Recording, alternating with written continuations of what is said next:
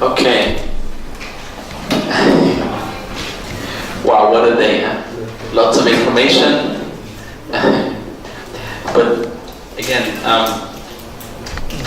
do let us know what your questions are. We do understand that this is a very diverse audience, coming from very different backgrounds. I'll try to be more practical as I can, and so that you can actually get a bit of an impression here, regardless what your background is, if you're the more technical, or if you're really trying to get just an understanding. So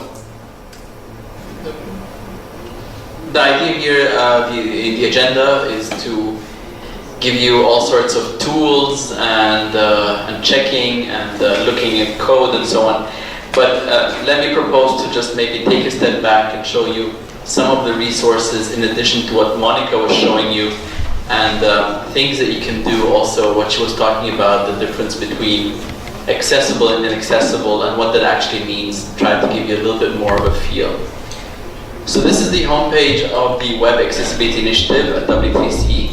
This is where I work. This is the resources that we produce. We have a whole bunch of resources that are freely available.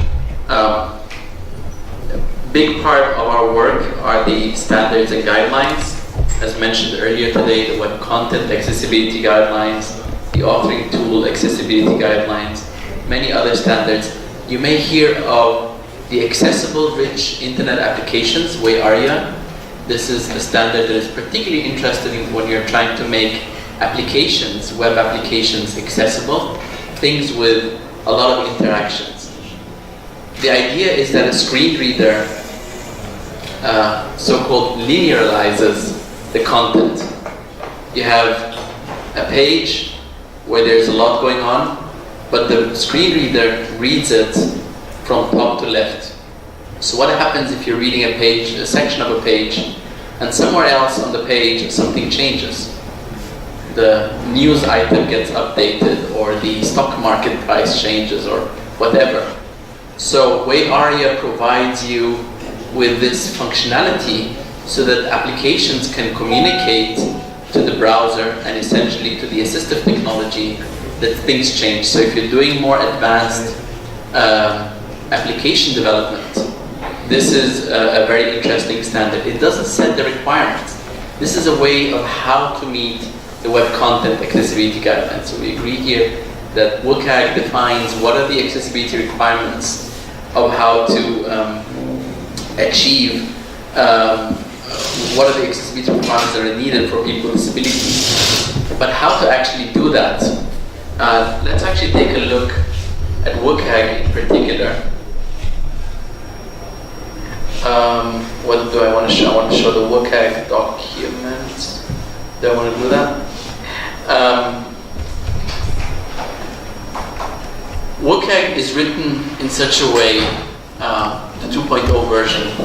We learned that a lot from the 1.0 version, is where we separated out very strongly between what we call techniques, how to actually achieve a requirement in a particular technology, in HTML, in CSS, in PDF, in whatever kind of technology that you're using to create a website or a web page, is separate from the accessibility requirements. So the standard actually, here in the middle of the image, only contains the principles, the guidelines, and the success criteria, and the conformance requirements, and Monica had outlined some of these. So for example, a success criteria would say, non-text content has to have text alternatives. It doesn't tell you how to do that in HTML, or in PDF, or in Word, or whatever. It's a more generic requirement that if you have content that is visual, you should have something that is textual, so that it can be read out loud by a screen reader or by the computer. And the techniques is what actually really tells you how to develop these, how to implement these in different kinds of situations and scenarios. You might have images that are more descriptive, like a chart or like a table or something. But you could have images that are more informative and more illustrative. So that's one area of the web accessibility initiative homepage, is the guidelines and techniques. This is really all the technology aspects that you can look into. We also have a lot of information if you're just getting started on accessibility. So there's an introduction to web accessibility, there's a definition of web accessibility. There are the videos that we looked at this morning to try to introduce the topic of accessibility and the benefits. There's a business case document here. And this is not the business case, because different organizations and different countries will need different kinds of arguments that you can address with. But this is, the microphone keeps dropping. Soon I will have it in my mouth. Okay. And what's also very interesting, if you're just getting started with accessibility, is we have a resource called Tips for Getting Started. Is this a bit too loud? It seems a bit too loud. You're fine. Okay. I'll try to speak softer. There is, so if you're a designer, for instance, it will give you just some very basic tips, things that you can get started with. Like provide sufficient contrast between foreground and background. And it gives you an example here. Here this is insufficient color between the text and the background. You can hardly read that. This is sufficient contrast. And it tells you what are the corresponding accessibility requirements and further information how to check that. Not to use color alone as the only way of communicating information. So instead of just saying the required fields are in red, you can still use the same red color and everything, but you can put an asterisk in addition so that there is a marker for those who can't see red to actually be able to understand. So these are tips that are quite basic. Anybody can do them if you're starting with accessibility, if you're developing websites. There are also tips if you are a non-technical author, so tips for writing content. And again, Monica has mentioned some of these, like headings or page titles. Here's how do you provide good page titles. Again, with very simple examples. So my recommendation is actually, if you're getting started with accessibility, don't start with reading the standard. This may seem a bit weird to be saying that, but when you get a new phone or something, you don't start reading the manual. Usually you start playing around with it, you start exploring it, and of course you can refer to the manual when you're coming to do something more complex, or if you want to be an expert in that field. But I would suggest really starting here with some of these getting started tips. These are things that you can communicate very easily to your developers. Here are also tips if you are a developer. Things like labels. That's also exactly what Monica has been talking about here, is how to provide labels in a very simple, very easy language to try to demystify accessibility and not have it seem daunting and scary. So these are some of the resources on getting started with accessibility. We also have resources for team leaders and project managers, really how to integrate accessibility throughout the development lifecycle. This is when accessibility works best, is when it's integrated completely through the entire life cycle, from the early design on. Actually, maybe even earlier than design. When you're envisioning a website, you should already be thinking about who is my audience, and how do I address what are the user scenarios, what are the needs there. And then you start developing the first wireframes and designs And there again, you should start testing those wireframes for different situations and different scenarios.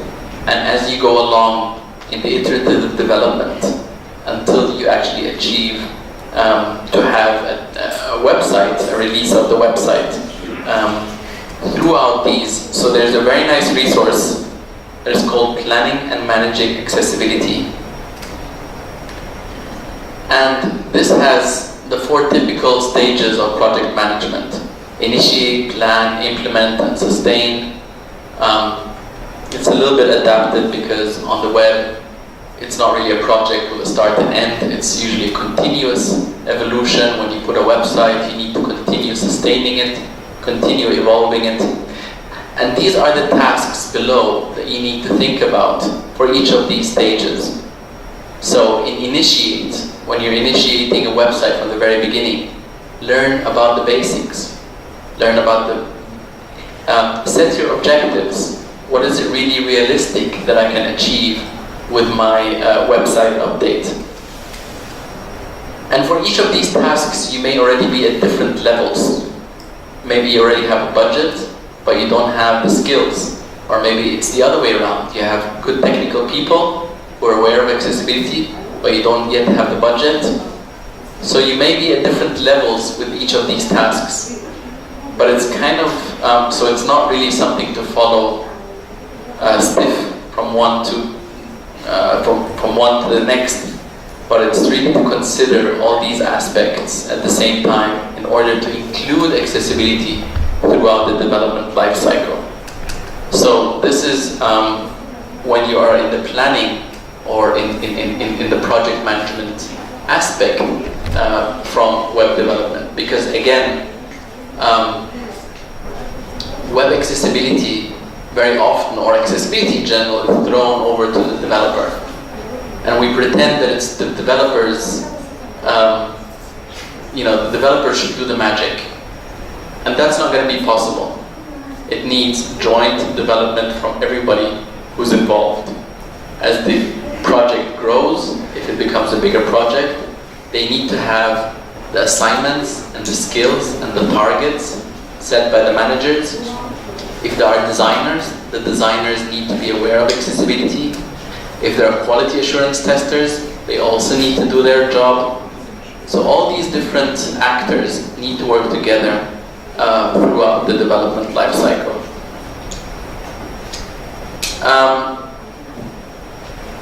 We also have tutorials and presentations. So here I will show you web accessibility tutorials. Here, if you're a developer and you want to get even deeper, not just the basics that I showed earlier, the getting started tips, but here if you really want to see how can I create a good page structure, how can I create menus that are accessible, how can I create images, tables, carousels, so many different aspects of a typical website. And we are in the process of extending these tutorials. But these are more hands-on. So for example, here, Carousel is a typical component that you have on many websites with all these items rotating as we go around. And there are many things that can be done well, and there are many barriers that could cause. So this carousel will walk you through, this tutorial will walk you through bit by bit on how to build a carousel. First you add the structure, and then the functionality, and then the animations to make all the switches between the different items in the carousel. The styling of the carousel, there are also things here to consider.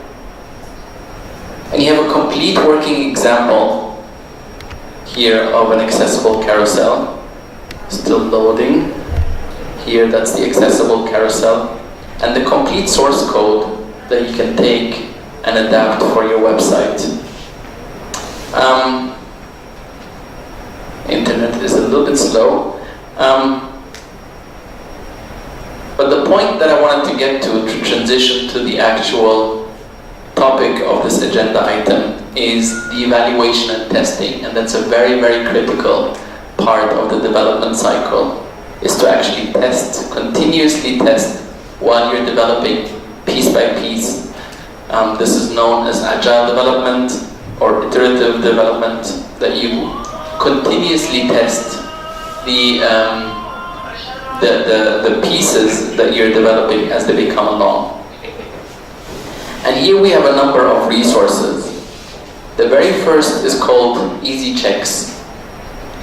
And we're going to go through some of these checks actually and do them together. The idea here is that these should be things that are fairly easy to check. They're not a full evaluation. They'll not give you the real detail, but they'll give you a pretty good picture of how your website or how your web page is doing with fairly minimal effort. There is the Conformance evaluation methodology called WCAG EM, and this is really a more in-depth evaluation. This needs accessibility expertise to be able to carry out, and here you do a comprehensive evaluation of the website. This is done very often when organizations want to start on accessibility. They do such a full audit to get a complete picture of what their problems are, and then they start working towards improving them bit by bit. Resource or guidance on involving users in evaluation. Again, Monica mentioned that. Very important to involve the users throughout the development, throughout the testing. There's actually a companion resource here involving users in the development as well. So we have both sides here.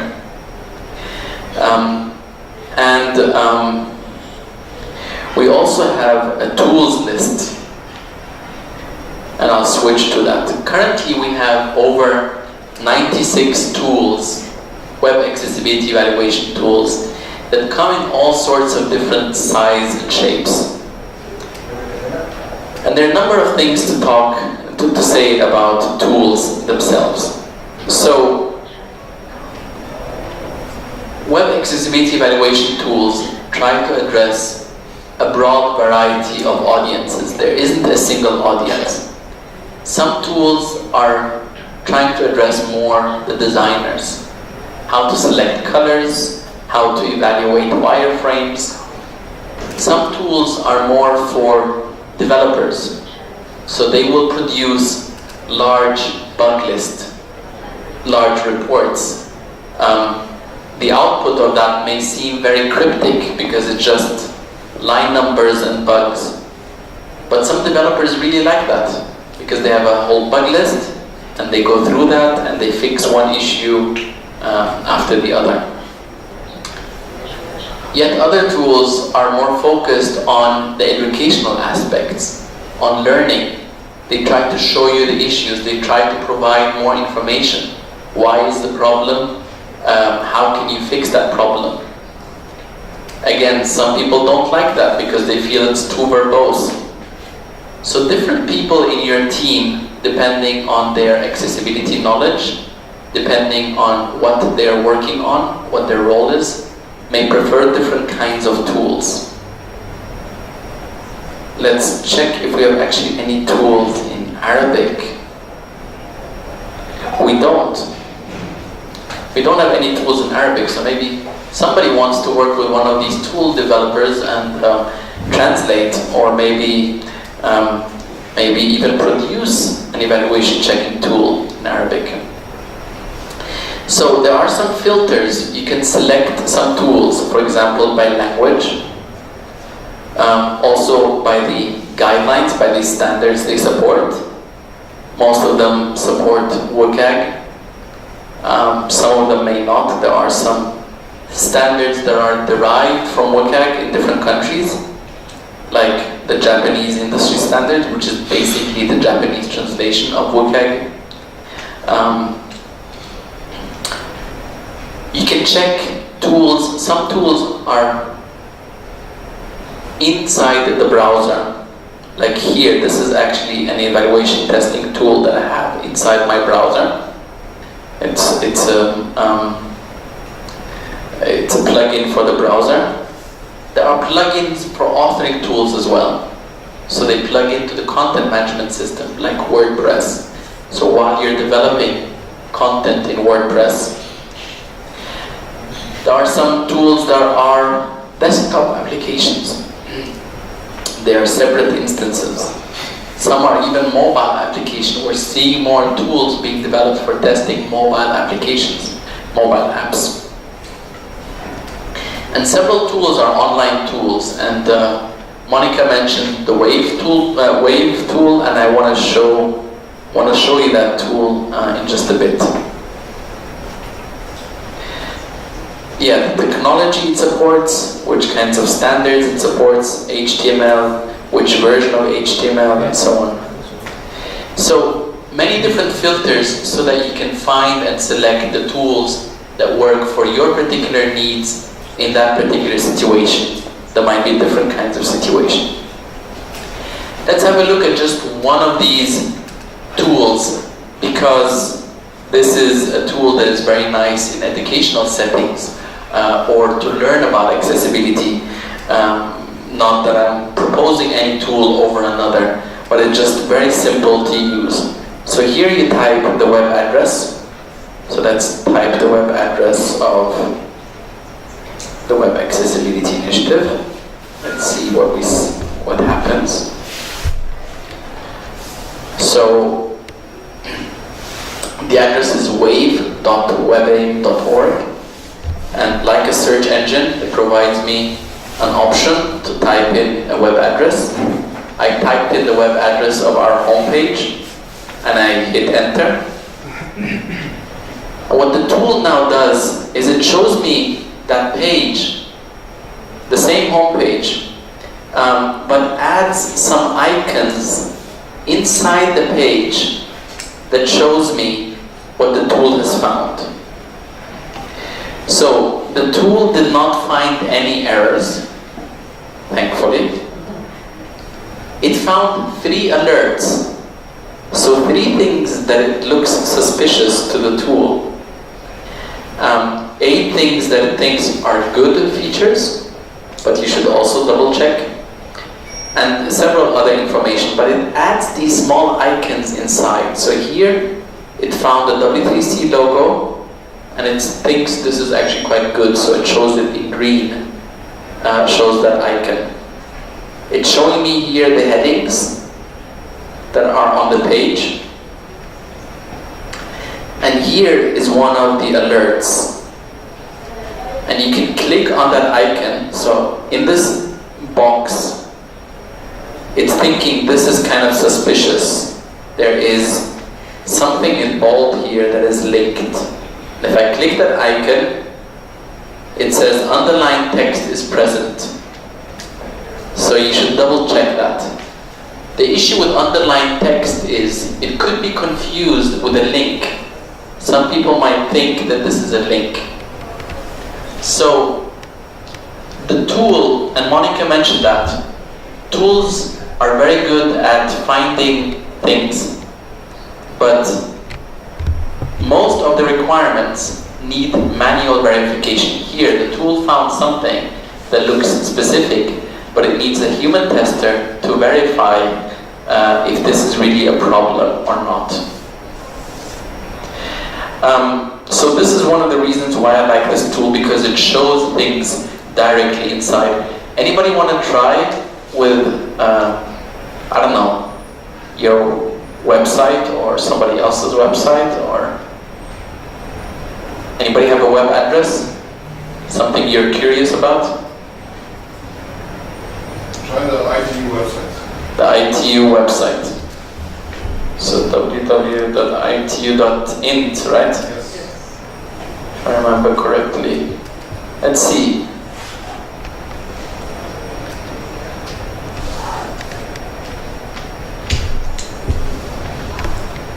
So it's loading, and it adds some icons. So again, pretty good. 29 features, 15 alerts, 10 things that it thinks are errors. Let's have a look. Here's one. What would you like to search for? So this is a search form that has no label. Typical, you find this on so many websites, and it's something that is actually really, really easy to fix. But overall, I don't want to be picking here. You can see here an H1, first level heading. There are headings, there are structure, there are 29 features. So several things that were good. Here, there is an alternative text missing. Beside the image, this has an alternative text. So what happens here very often is that people insert alternative text the first time they produce the website, and then somebody comes along and changes the content, adds a new article, adds a new page, or changes the page, and forgets to add this text again. So it seems here that there has been some effort on accessibility, but then some things here and there get forgotten. There's even some ARIA aspects. So here you can see that the developers here are trying to think about accessibility, are trying to implement accessibility, and it's more minor issues that really need to be looked at. So this is really one of the nice things about such a tool, is that you can really explore your website. I believe it's also quite accessible. So all these reports, all these icons are indicated if you're using a screen reader. So also as a person with disability yourself, you can use this to check the site, and you can use it to make others aware of problems that exist. Questions so far? Maybe. From Arabic website, I have website.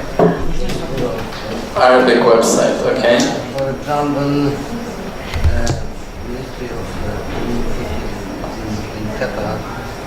Can you tell me the address?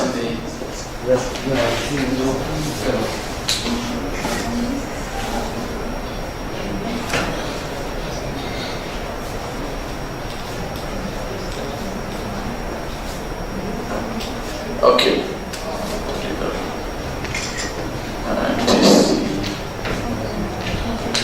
gov.qa/AR. Okay, let's try that. So, a government in Qatar. And again, this is just a very superficial check. We're not really trying to make unable to load page. Please refresh. Okay. There's a bit of a problem with that site. I'm not sure why.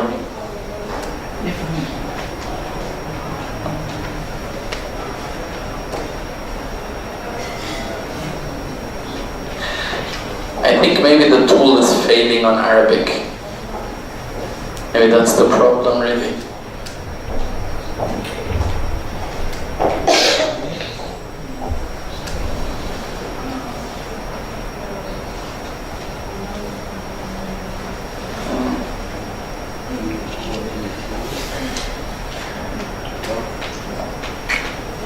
Yes. I have a correct one.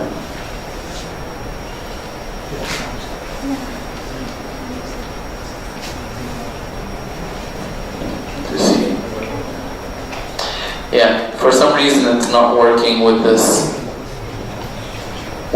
site. It looks like it doesn't support Arabic very well.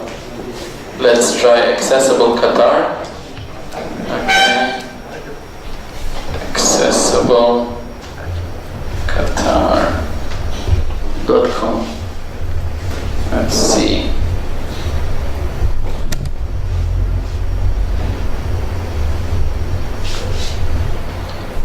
Okay, that one is loading.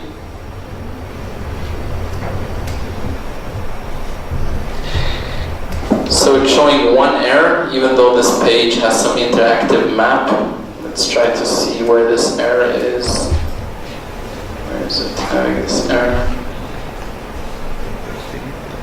44 accessibility features. It's actually really a good site.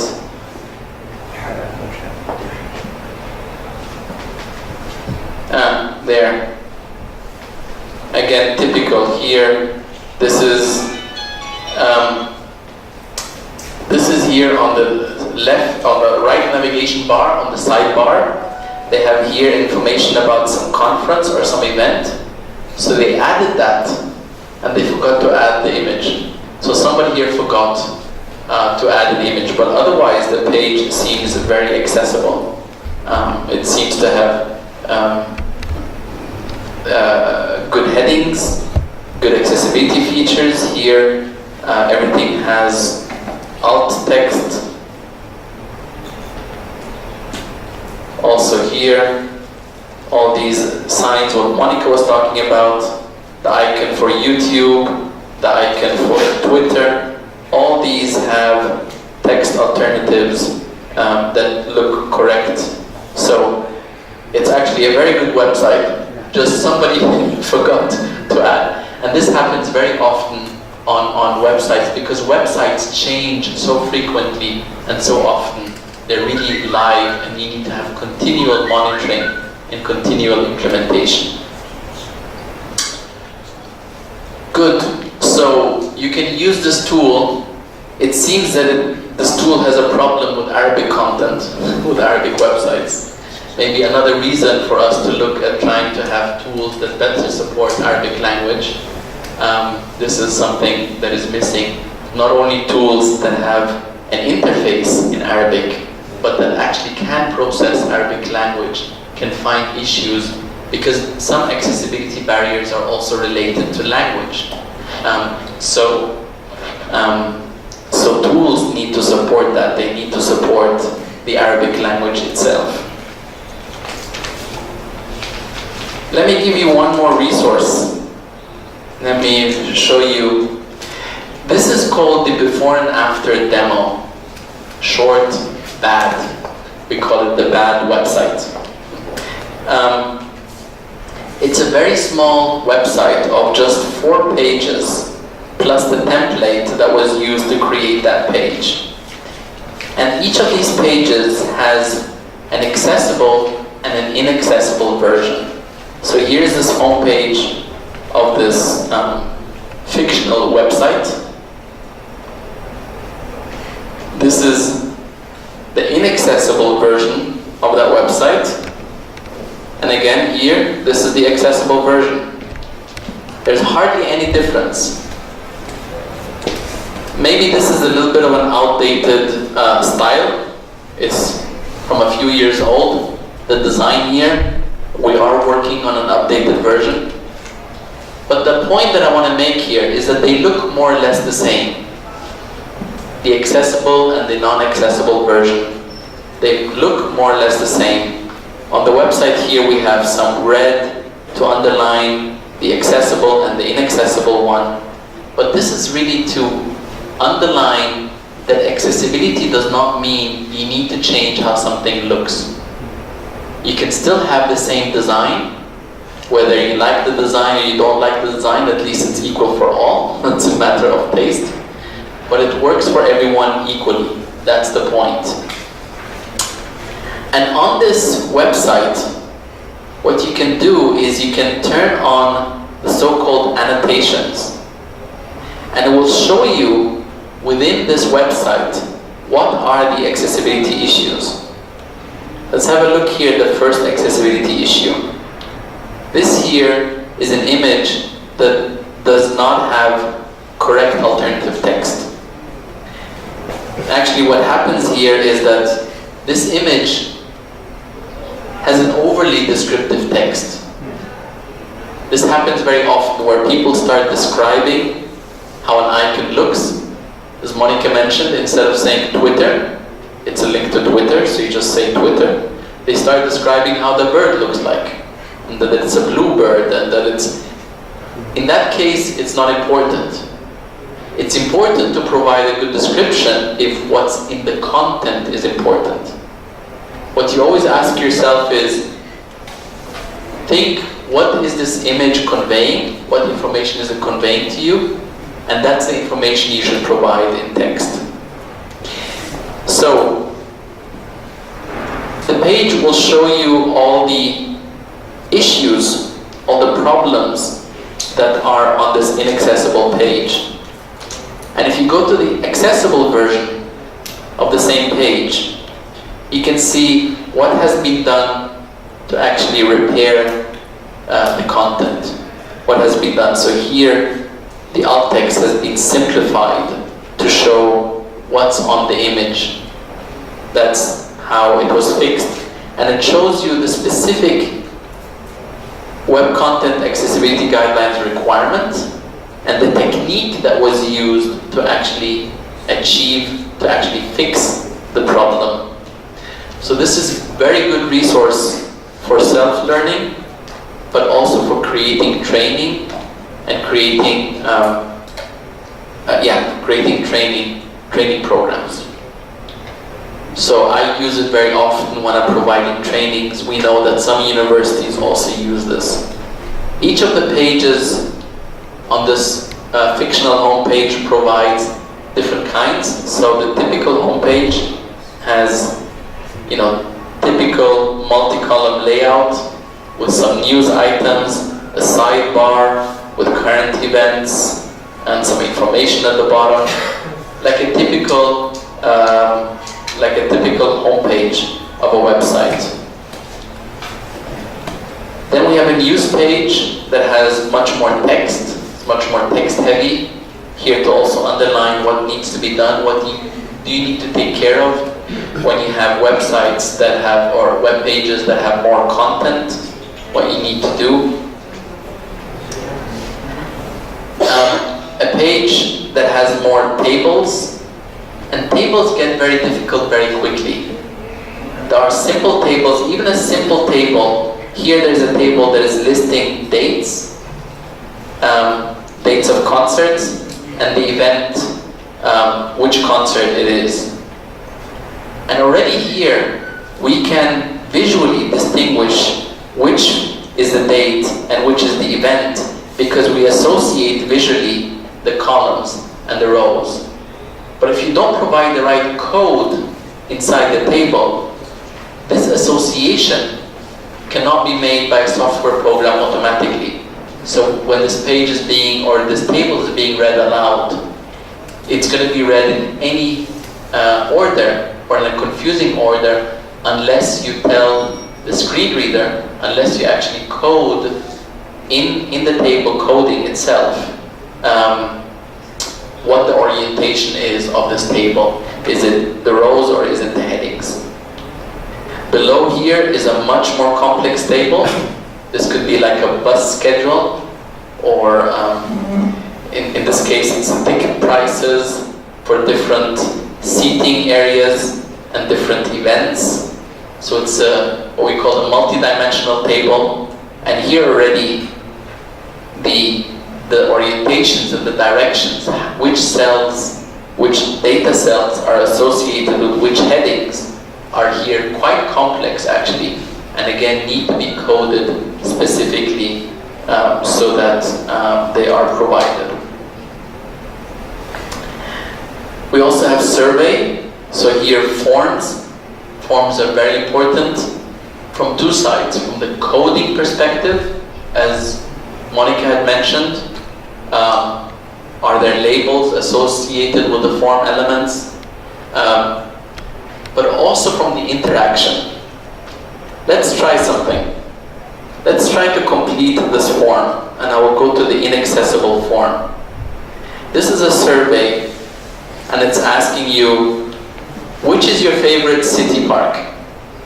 And it's providing you some options. Now, let's say the Grand Park is my favorite. I want to click that. I try to click it. I cannot. I actually have to click this small area here. If I have a dexterity issue, trying to hit the small option box is really quite difficult.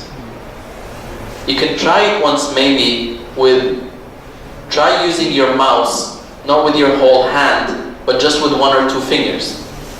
Try moving the mouse to that particular spot and see how difficult it is. If we go to the accessible version of the same form, again, it looks the same. Because we provided the labels, these labels, not only are they associated with the button, with the option button. That means they're read out loud for somebody who's using a screen reader. But at the same time, it enlarges the click area. So I can click anywhere here, and it will mark. So it's the same requirement for somebody with a visual disability and somebody with a dexterity limitation. Let's go back again to the inaccessible one. So we filled out, we said Grant Park, and then we submit. What do we get? So, what happened here? We don't know exactly what happened. What happened is we got the same survey form again. And then one of the questions here, and maybe you managed to recognize it, maybe you didn't, that one of the questions here is suddenly in red. So obviously it's trying to communicate a problem. So now I remember that I actually didn't select which city do I think is the greenest.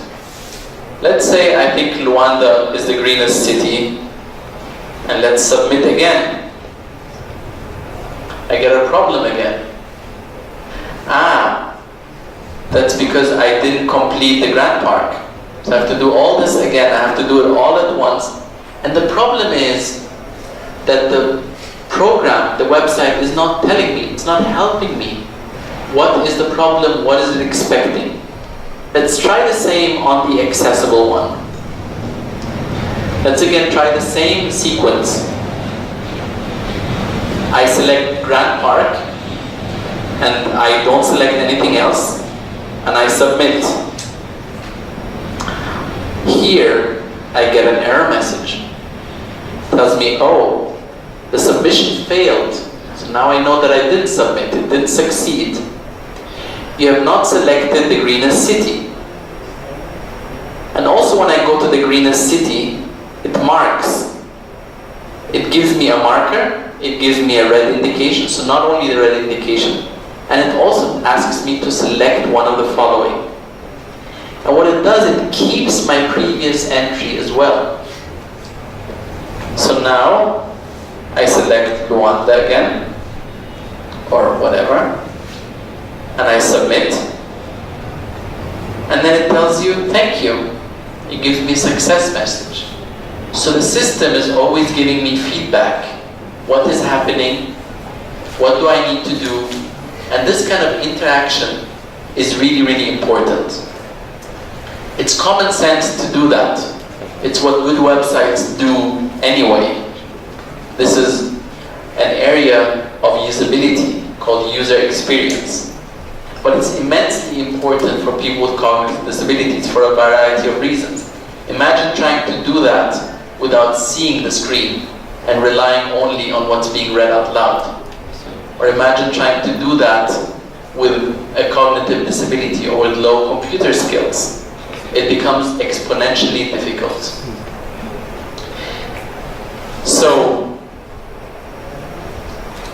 really by communicating that accessibility improves your website, and by having a good user experience will massively improve accessibility. It goes hand in hand.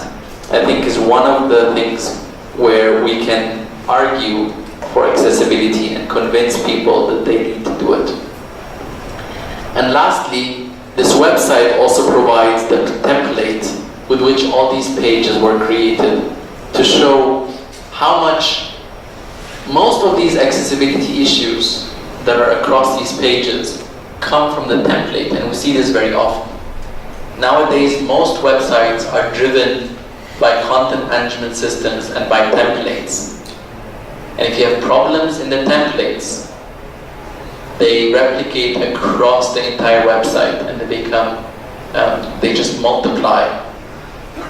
And by fixing the templates, you can reduce so many barriers with very minimal effort. So just fixing here the heading, this header icon, which had a bad text alternative at the very beginning, if you remember.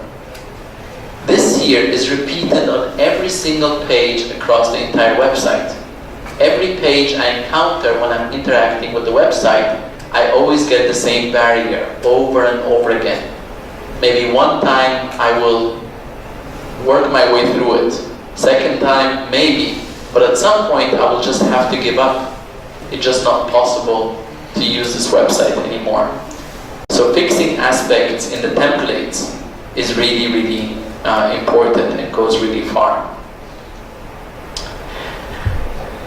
Good.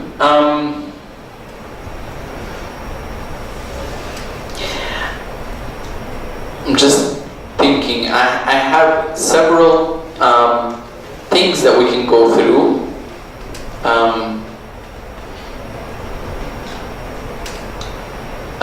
We can look at other tools, we can look at other websites, but I'm just curious, looking at the time, I know this was a lot of information today and people are getting really exaggerated with information. Are there questions?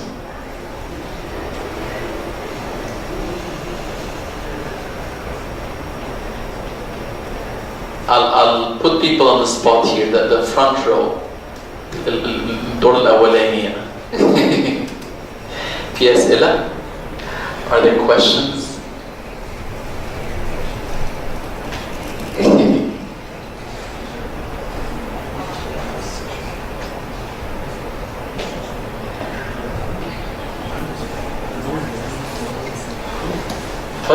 تفضل حضرتك السؤال.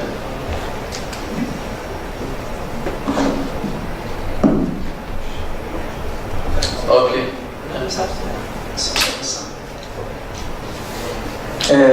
استفساري خاص في هيئة بتبقى متخصصة لأي شخص عاوز يطلق موقع بيطلقه عن طريق عشان ما تتكررش العناوين بتاعت المواقع. ليه من الهيئة دي ما تحط الشروط تكون الموقع متوفر فيه شروط النفاذ؟ ما ينفعش إطلاق أي موقع إلا لما يكون مطابق للمواصفات. So the question was that there's a central agency that is responsible for the distribution of host names. ICANN is the name of that organization. And why this organization cannot require that websites or those host names are only given to websites if they are fully accessible. It's a good question. So even if you would do that, I don't think ICANN has this authority. This is really something that different. The internet has been built on the idea of freedom of speech. Whatever you personally think of that, and to what extent it should go on certain aspects or not, be it on accessibility, be it on hate speech, be it on any other topic, there isn't a central authority that provides censoring or control. It's one of the drawbacks and one of the benefits of the web and the internet. The other side of that is, even if you would do that, even if you would require that you only get a host name, you only get a domain name if you have implemented accessibility. As we saw with the websites we just checked, many of the websites change over time and they become inaccessible. So this will only work for a very short period. What you really need to do is ingrain accessibility as part of the development, as part of every day, like security, like privacy. All these things need to be considered from the start as the normal way of developing content and producing it. But I fully understand your urge, and there was actually, I think it was in, let me think which country it was. They were threatening that if public websites are not accessible, that they would get their domain name revoked. It may have been the UK, But there was a lot of pushback against this as well, because some of the disability organizations in the UK felt that they did not want accessibility to be a reason for censorship. They did not want accessibility to be seen as holding back or stifling innovation, but rather to be put more in a positive light, that as you're developing something, you need to include accessibility in it. So it's always this carrot and the stick, and which do you want to emphasize more, the carrot or the stick? And it's always a bit of a balancing game that needs to be thought about. Monica, do you want to add more or no? Okay. Nabil, go ahead. Michael.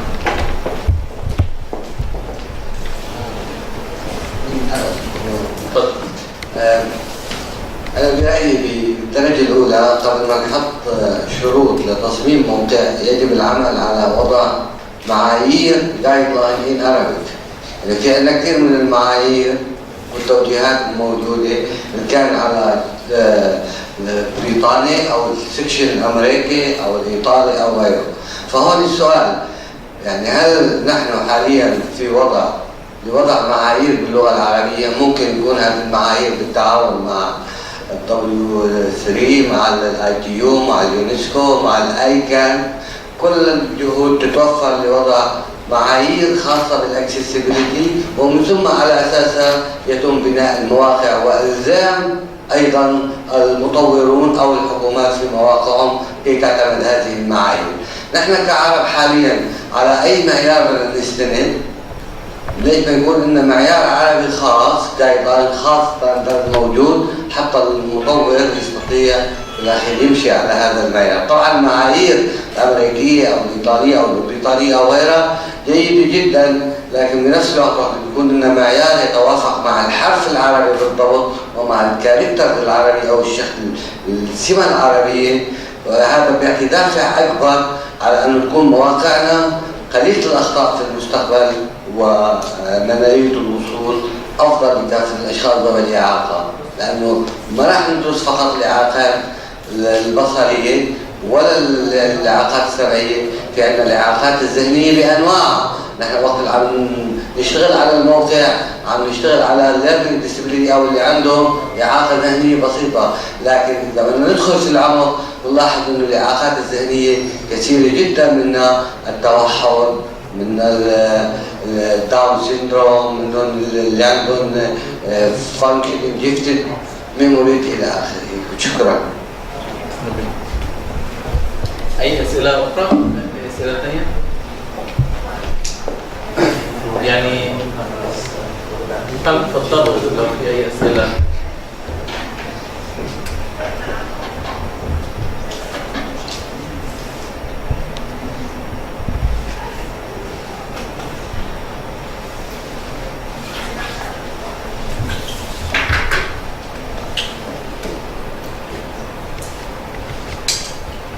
So, if there are no more questions, I mean, we can have more examples, and maybe we can do a couple of examples of how the color checkers work, because I think it's very intuitive and it's interesting for you to see how it works. And what always happens with digital accessibility and with standards is it will hit you in a couple of days because it's so much information. Yes. That you will wake up in 3 days and now I understand and I really get everything that was said before, because normally, and if you're not used to these kind of standards and information, it takes a little time to digest. So I don't want to overwhelm you with this information, so I would propose Shadi maybe to show how the color contrast checkers work, which I think is very important and it's very useful while we are designing and creating information to use and to know how those tools work, and really invite you to ask as many questions as you want, because now you have the whole attention of an expert as Shadi. If not, we will leave you to process this information. Thank you. Okay, so one of the resources I mentioned earlier is the so-called easy checks, which again, even if you're not a computer expert, even if you're not a developer, some of these checks, or actually most of these checks, you should be able to do on your own. And it's a very powerful tool because it will give you a pretty good estimate, a pretty good understanding of your website. If you carry out these checks on your favorite website, on your competitor's website, to convince your manager, these kind of things to get some more discussion on accessibility and get the ball rolling. What's mentioned today very often is page title. And page title you can see very easily in the title of the window that you have. So here in the tabs of the browser that I have open, you can see already the names of the different windows. Now, if they all have the same title, I have very much difficulty orienting myself and selecting which one, especially if I'm accessing this in a non-visual way. So very easy here tells you what to do. So you look at the page title and the other titles within the same website, and you check that the title is brief and describes. Let's look at our demo again. Let's have a look at the inaccessible homepage. And the title here reads, "Welcome to City Lights." Okay, that's the homepage of a website. That makes sense. It's a welcome page. Let's go to the next page on the website. It's the news page. What's the title again? Welcome to City Lights. I don't know where I am. The tickets page, again, welcome to City Lights. All the pages of this website, and again, this is very often happens if you don't have the content management system correctly configured. The content management system by default will spit out the same title for all the pages unless you actually configure your website, your content management system appropriately. Let's have a look at the accessible version. When I go to the accessible version, it tells me this is City Lights tickets. This is the City Lights survey. This is the City Light news. So this is a very simple check for the title of pages to give you the correct orientation as something that is quite simple and quite a good indicator. We talked a bit about text alternatives for images, and here there's a lot to say. Actually, let me switch to the presentation. Let's have a look at that. So, the WCAG, the resources, and again, you're going to get all these slides for use. These are some of the tools that I'm using here just to show you. This is the link to the before and after demo, and these are all parts of the slides. We just talked about the page titles. Page titles should be unique and informative. They should reflect the topic and the relevant information first. So here's an example of good titles. Welcome to web shop. Select products, provide address, confirm shipment. Even without looking at the pages, without seeing the actual pages, I know what these pages are about. I have a pretty good orientation just by reading the titles. Here's an example of bad title. They're all called Welcome to Web Shop. This is also quite bad for search engines. Search engines use the title to index the site. So typically, in a training, we will have the developers here try this out on their own computers. You can try it on your phones if you want. This is something that you can do, or you can try it out on the before and after demo. Text alternatives, we talked about this, describing images, for instance. It needs to be short and concise. It needs to describe the purpose. Again, what's the purpose of the image? Not the image itself. What's the purpose of the image? That's the important thing. And it needs to be kept up to date. We saw this several times on pages that we checked, that people had changed the images but not changed the text alternatives with the images. So here's an example.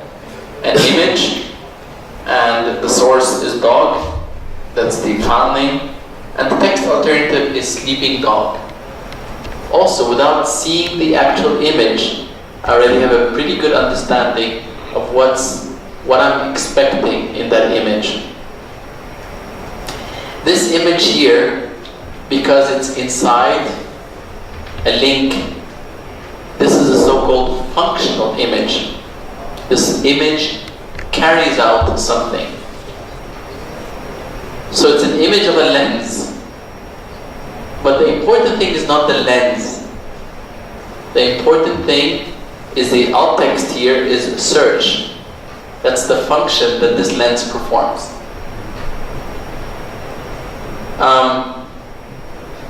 When you have a decorative image, what you should do is you don't leave out the alt description. Because if you leave out the alt description, the assistive technology doesn't know if you forgot text alternative or if there shouldn't be a text alternative. So we'll start reading out the file name for the user. In this case, the file name is pretty easy, decoration.png. But in other cases, it might be a very long and complicated name. So what you do in this case, if it's a decorative image, you provide an empty alt attribute. And this way, the text alternative will automatically ignore the image. The same with logo, we talked about that. The important thing here is that it's a logo. You describe what the purpose is. This is webshop.inc. It's not important if this is now, I don't know, a red logo or whatever. Yeah, for decoration, we see this very often, where people will actually describe what a decorative image. So imagine here, there's an image, and you have the alt attribute blue dot. This is obviously a decorative image. So let's say it's used as the bullet for the list. And you have a list with multiple items, like a table of content, on your page. And for each of these items, you hear blue dot, and then the blue dot. This will drive you crazy. So this is why you should put an empty alt alternative if it's a decorative image. Because the content that comes after this image, the image in this case, is not important. It's so-called eye candy. Yeah, there's much more to say about images, and I pointed earlier to the image tutorial that we have, where you can read much more and get much more information. Page structure is something that is important to provide the right HTML, and you have this also in a lot of word processors. You have different elements for different things. You have headings, you have paragraphs, you have lists, you have tables, and it's important to use these elements so that there's so-called semantic code inside that the machine, that the computer can understand the coding and can communicate this to the user and provide user the opportunities to use them. In Microsoft Word, for instance, you can make a heading just large and bold. It will look visually like a heading, but it will not be coded like a heading inside the code. And so it will be very difficult for screen reader users to actually extract those headings and make a mental map of how the page looks like. The same for lists and tables and so on. So,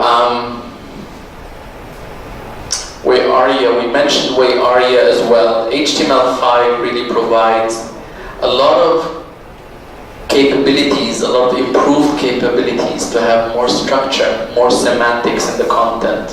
And with WebAria, you can provide more of that. We saw some of that on the ITU website. They are using WebAria to provide additional information and additional accessibility support. And this is something that, in particular, if you have more advanced website, is something that is really important to use, and that you should be looking at if you are developing pages, let's say, with more areas. Typical pages will have a navigation, like a heading part, and a footer, and a navigation. But increasingly, pages are using multi-column layout, they're using sidebars, they're using elements that are changing within the page. And then we get to color contrast. Color contrast is, as Monica said, something that affects so many people. But it also, people underestimate how often they are themselves. I'm sure we've all encountered situations where there was text that was just too difficult to read, particularly outside in the glare, when there are signs that are not really easy to discern. And there are many tools that will help you do that. There are some tools, here this is called the Color Contrast Analyzer. And what you do is, when you launch the application, it will ask you to select a color, and there is this selector, and it's a magnification, and you can go on any part of the page, any part of your computer screen. So here I'm selecting part of the text color, which has a bit of a reddish color. And then it asks me to also select the background color. So let's select the background color here. And beside each of the colors that I just selected, the foreground color, it shows me the hexadecimal color code here, the computer code for this color, and also for the background color. So these are the two colors that I have for the foreground and background. And what it shows me is it passes level AA of the Web Content Accessibility Guidelines, and it also passes level AAA. So this is a really, really good color combination. Let's go again to our fictional website. Let's go to one of our pages, and let's try to see what we have here. So we have here a link that is in kind of a turquoise color. So I select that color, and let me select the background as well, white background. It passes level AA, so it just makes it, but it fails AAA. So it kind of works, but it's not really ideal as a color. Let's try it out with some websites in the wild. What website? Anybody want a website?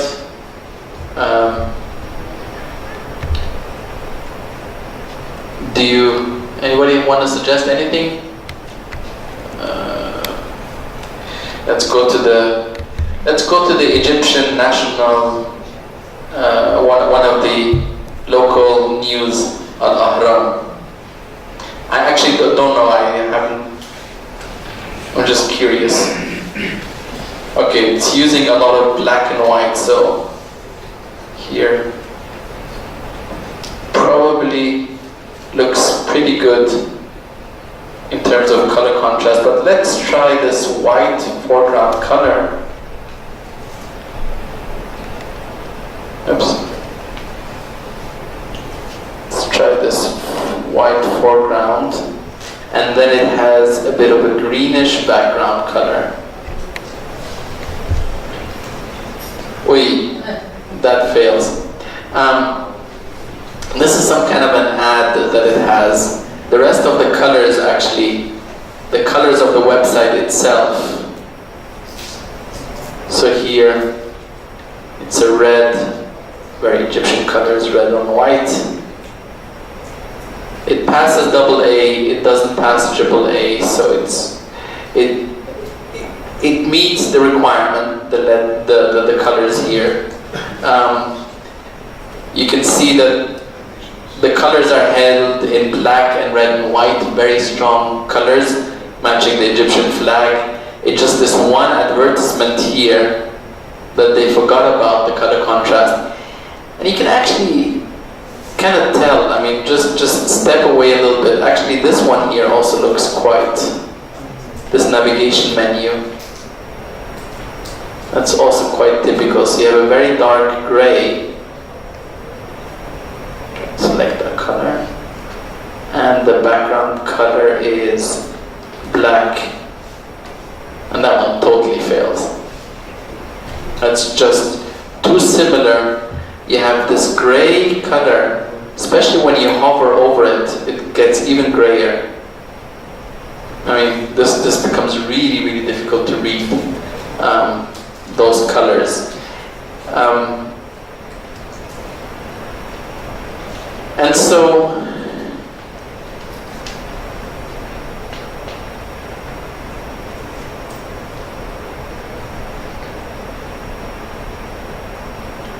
sorry, I'm just checking, because there are other tools. What it will do, and this is really useful for designers, when you select the foreground color, it will actually provide you an option of what background colors are suitable to match that foreground color, or vice versa. If you select the background color, it will show you foreground colors that you can use. So this is more for designers. This tool is more for checking afterwards, checking. So this is not really intended for the design process, but it's really in the evaluation process, the testing process of how to check colors. But I think you get the idea here. It's basically a very simple algorithm between the mathematical value of the color of the foreground and the mathematical background. One of the things that is actually not in WCAG that we're looking at improving in one of the next versions is that, ironically, having too much color contrast can also be harming. Especially those very strong fluorescent colors could actually be painful to some people's eyes. Can also be very distracting for some people with autism. But websites don't really tend to use overly. Usually it's the other way, that, as you just saw right now, that this is really typical, gray and black, or gray on gray. These colors are very often, or you'll see things with shades of blue, blue and blue, things like that, that don't work well. Anybody want to have a look at any other website? Any thoughts? Any? BBC Arabic. Sorry, Arabic? BBC Arabic. BBC Arabic, okay. So, BBC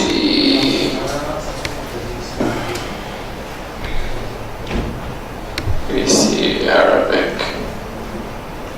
Let's have a look. I know BBC do a lot of work on accessibility. They're actually one of the ones that we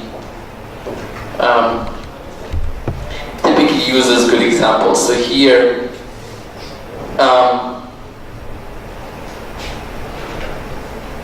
let's first of all let's do a more general test, not only the color contrast. Let's have a look.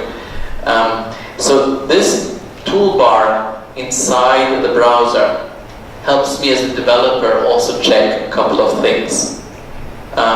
Some very simple things that I can do. I can have the alt attributes be displayed beside the images, which can tell me what's going on. So very similar to what you had seen with the wave toolbar earlier. So for each of the image, it will show me the alt attribute associated with that images. So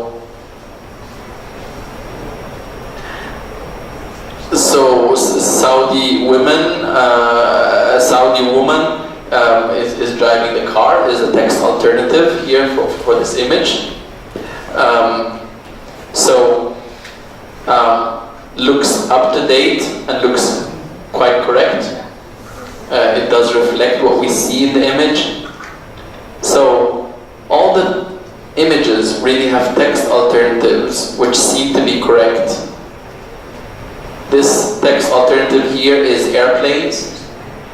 There's the article decided explaining more. Seems also correct, unless you always have to decide, is this formation of the planes important?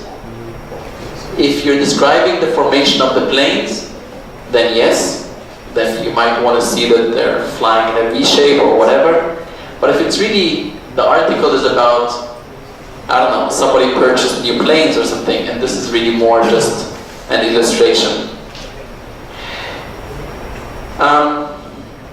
What else can we do? We can have a look at the headings.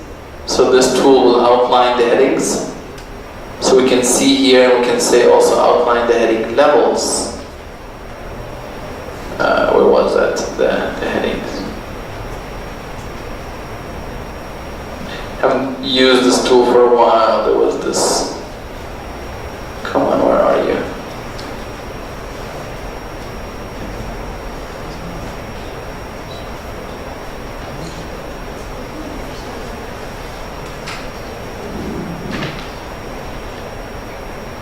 Okay, anyway, I'll just, no, that's not what I wanted.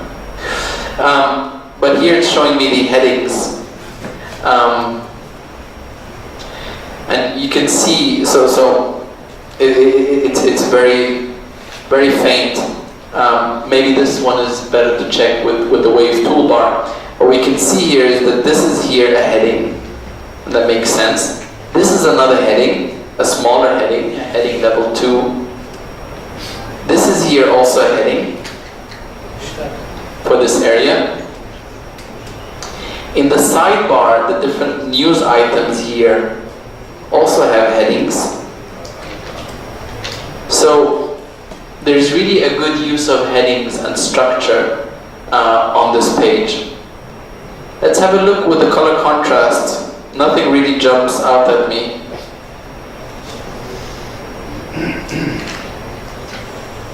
So here we have a white on a deep red background. Passes AA, doesn't pass AAA, but it's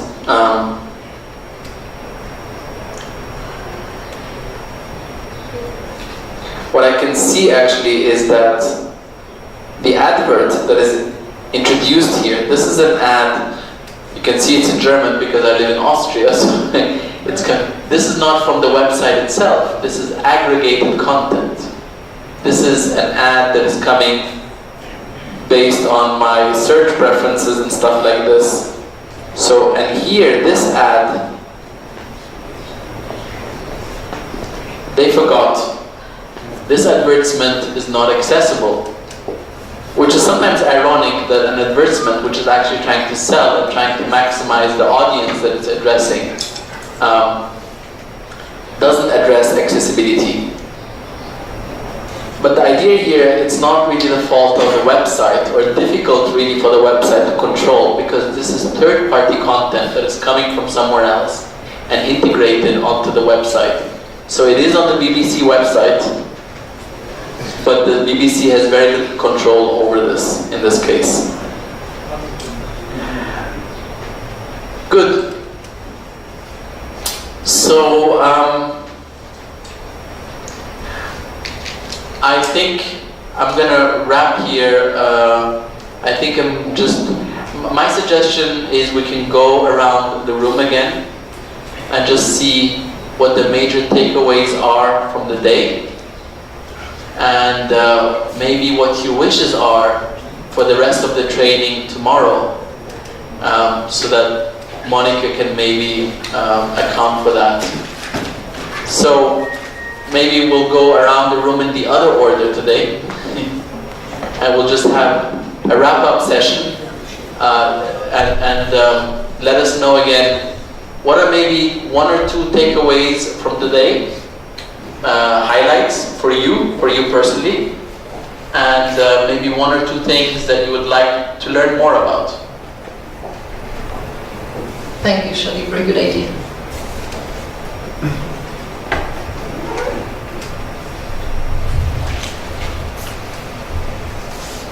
طبعا بداية الشكر لكم شادي. أتمنى في نهاية ورشة العمل اليوم وغدا أن نرى أو نضع البذرة الأساسية لتعزيز الوعي اتجاه مواقع الويب، ونكون في المستقبل هذه المواقع أكثر منالية، وبالتحديد التنوع في المواقع إن كانت تعليمية أو الإخبارية أو مواقع التوظيف أو أي مواقع. شكرا.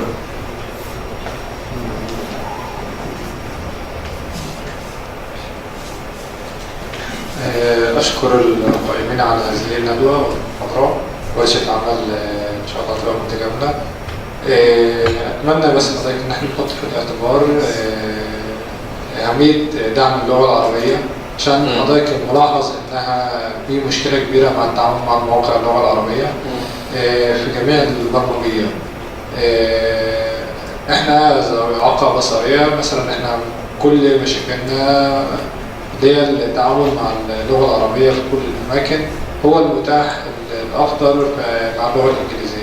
يا ريت إن احنا نقدر نطلع من ورشة عمل النهارده وبكرة حلول أكيدة لدعم اللغة العربية.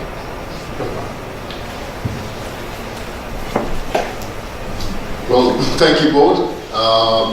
What I liked was especially the tools, where, for example, users can now just check themselves, see how their websites rank against these guidelines, and then move towards taking corrective action. What I also enjoyed was sort of like looking at things from the other side. As Monica went through, talking about headings, different elements, as you also pointed out various things, it seems almost obvious, but then, it's very easy to overlook. So I think this whole idea of workflows and process controls and, systems, having systems in place, checklists. So as you go through this development process, you do step 1, step 2. It may seem a little mechanical, but I think this is really the way to go if you really want to be innovative.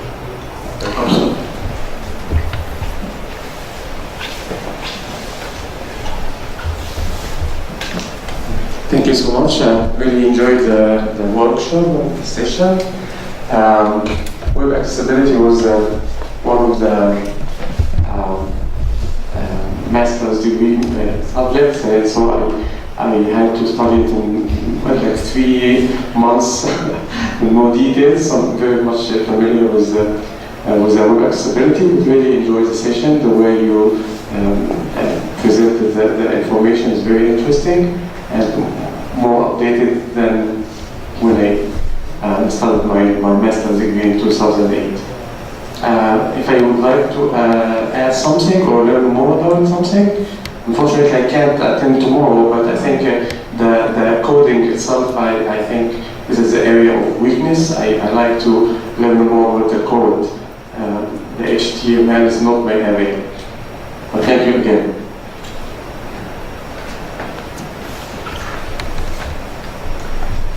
بسم الله الرحمن الرحيم. اليوم الفائدة كبيرة. نتمنى أن يتم إعداد ملازم أو سيديات نستفيد بها وتزويدنا بما هو جديد، كل ما هو جديد في هذا المجال عشان تعمل فائدة للجميع. بسم الله الرحمن الرحيم. أود نشكر القائمين بالورشة على فرصتهم. لكن أنا حقيقة يمكن أكون استفدت في الطريقة بتاعت المونيتورينج أو لمراجعة الويب سايت إذا كان accessible أو لا. لكن أنا يعني واضع بتاع السياسات، فبيهمني أكثر حاجة يعني لو في جرعة لمعرفة المعايير والستاندرد يعني أكثر من التي ذكرها سابقا.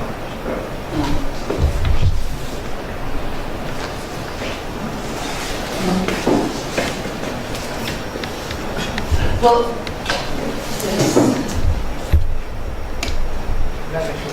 Okay.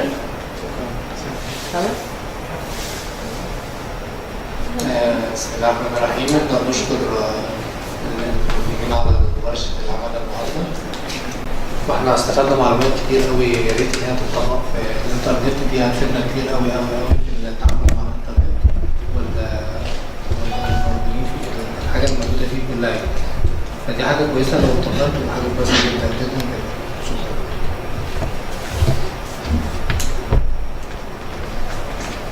بسم الله الرحمن الرحيم. نشكر القائمين على الورشة، وبصراحة هو الموضوع أنا حاسة إن هو كبير قوي ومحتاج أكتر من كده بكتير. يعني إحنا لسه النهاردة بنتعرف هنوصل إزاي، فلسه عندنا أحلام كبيرة قوي يعني. شكرا.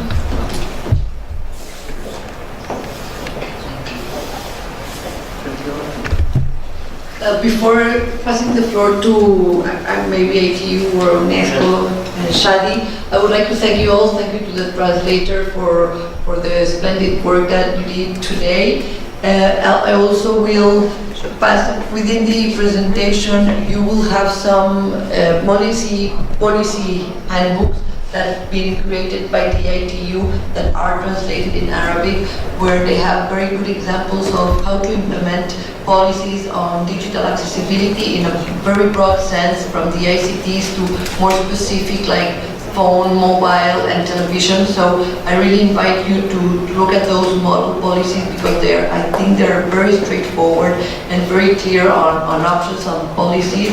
About standards also, I will let Shadi wrap up, but we've seen some examples on procurement as the example of the European standards and the ones that are continually developed and offered to us by the WWC. I do believe that in web accessibility and web content accessibility, they're the role models, they're the standards that we need to follow, because as Shadi said, we do not have to invent the wheel. Thank God there are countries that have been dealing with these issues for more than 10 years now, so we have to just adapt and really adapt those standards to the reality of our countries. Shadi. Yeah, I agree. I particularly sympathize with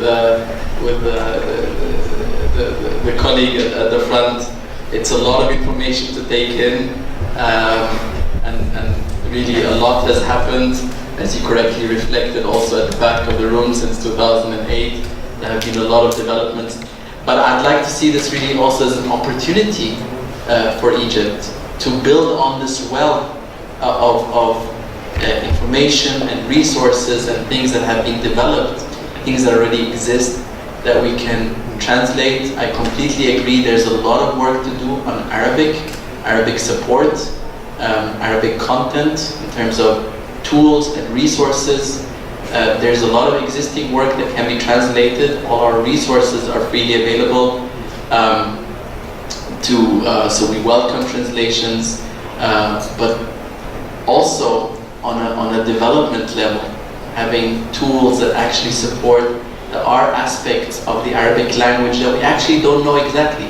Arabic characters are smaller. They have hyphenations and iternations. These could be language aspects. We only learned about things in Japanese, for example, because the Japanese were participating in the standards development, they were bringing forth their requirement. So we could accommodate for that. We also need more participation from the Arabic community to bring forth what are the barriers, what are the things that are specific to the Arabic language, so that we can include this in the international standards, which then again will be usable in the Arabic speaking world. Thank you very much. I enjoyed this day very much with you, and I look forward to seeing many of you tomorrow. Yeah. Karim, do you want to wrap up maybe? Or, yeah.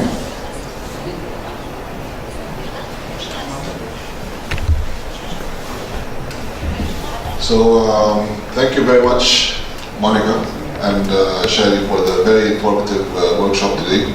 I'm sure, as echoed, all of us, I think, learned a lot from your knowledge. We hope to read more through the material that you were sent through me to forward to them. And we'll continue tomorrow. Tomorrow morning we have a high-level symposium that starts at 10. You're all invited to participate in that. And then it will be followed by a panel discussion. All of this will be in this room as well. After that we'll have lunch, and then we'll resume the workshop again here at 2. So hopefully tomorrow and the remaining part of the workshop, maybe you can tackle the issues that were highlighted that people want to hear more about. And if you have other clarifications or topics that Monica or Shadi should you feel that they should tackle, maybe you should talk to her about it or mention it to me or Shadi, and hopefully we'll try to answer your questions in tomorrow's workshop. So thank you very much for today, and we look forward to seeing you tomorrow. Thank you. Have a good evening.